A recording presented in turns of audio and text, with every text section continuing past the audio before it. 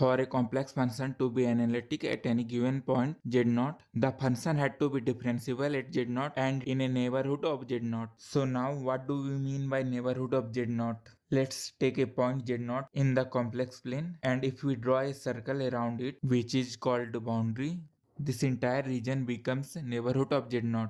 And if all points inside the circle z0 and neighborhood of z0 are differentiable, then entire function will be analytic. If any point is not differentiable, then the function will not be analytic, and that point will be called singularity. We can check if a function is differentiable or not by this condition, which is fz equal to limit delta z tends to 0 function of z plus delta z minus function of z upon delta z. Let's try this condition on a problem to find if function is analytic or not. So the function is conjugate of z, which is x minus iy. So now if we apply differentiability condition on it and after subtracting same value opposite sign, we get limit delta z tends to 0 delta x minus iota delta y upon delta x plus iota delta y. So if we take this function on xy plane and we move along the x direction, delta y will become 0 and the value of function we will get is 1. And if we move in along y-axis, then delta x will become 0 and the value of function will become minus 1. And if we decided to move in along vertical direction, delta x equal to delta y, then the value of function will become 1 minus iota upon 1 plus iota. After moving in all possible direction we could in xy plane for the function, we have got different values for different direction, and since all values are different, the function is not differentiable